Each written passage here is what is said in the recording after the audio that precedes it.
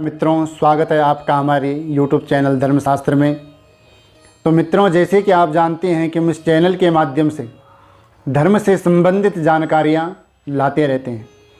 तो आज हम जानेंगे कि माता पिता को सर्वप्रथम पूजनीय क्यों माना गया है। इस पर आज हमारी विशेष चर्चा रहेगी। तो किसी ने मेरे से प्रश्न किया कि माता पिता को सबसे पहले पूजनीय क्यों माना गया है।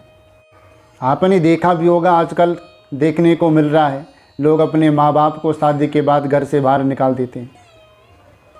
तो माता पिता पूजनीय क्यों माने गए हैं। सर्वप्रथम कहा गया है कि मातृमान पितृमान आचार्यवान पुरुषो वेदः।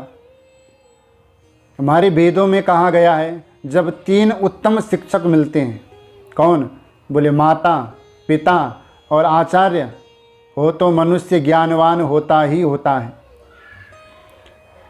इस संसार में सबसे पहले माता पिता को पूजनीय माना गया है, फिर गुरुदेव को पूजनीय माना गया है, तब जाकर के कहीं भगवान का नाम आता है।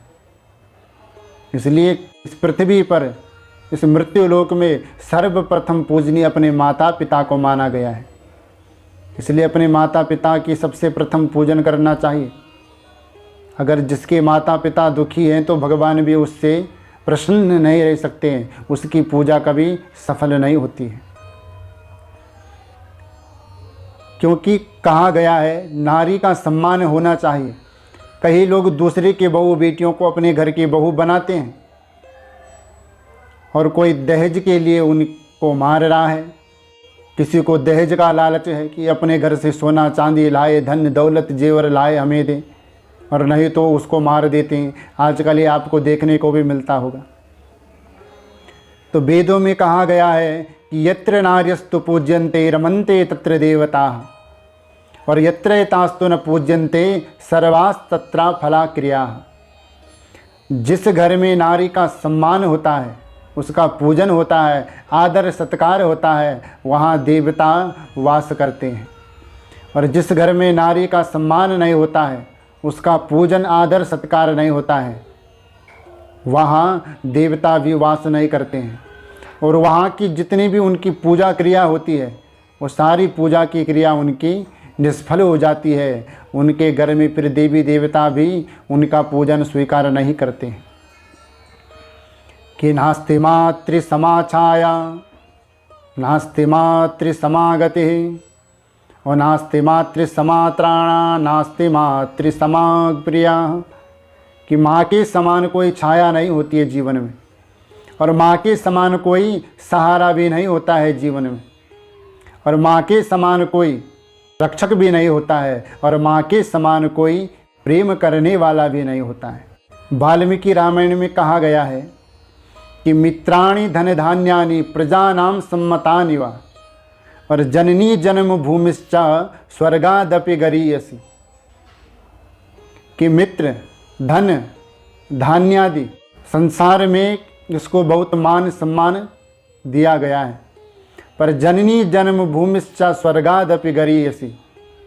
जननी और जन्म भूमि स्वर्ग से भी महान है। इसी श्लोक का दूसरा स्वरूप है।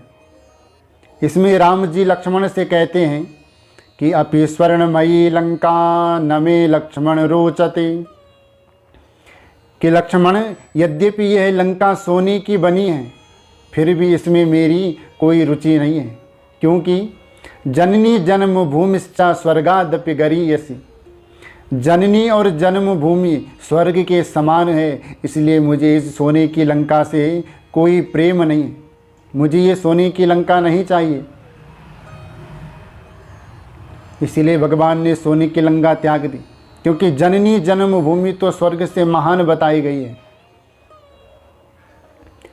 कहा गया है उपाध्यात 10 आचार्य आचार्याणाम शतम पिता व सहस्त्रम तो पितृन्माता गौरवेण अतिरिच्यते। बोले आचार्य उपाध्याय से 10 गुणा श्रेष्ठ माना जाता है, और पिता 100 आचार्यों के समान होते हैं, पर माता पिता से 1000 गुना अधिक होती है।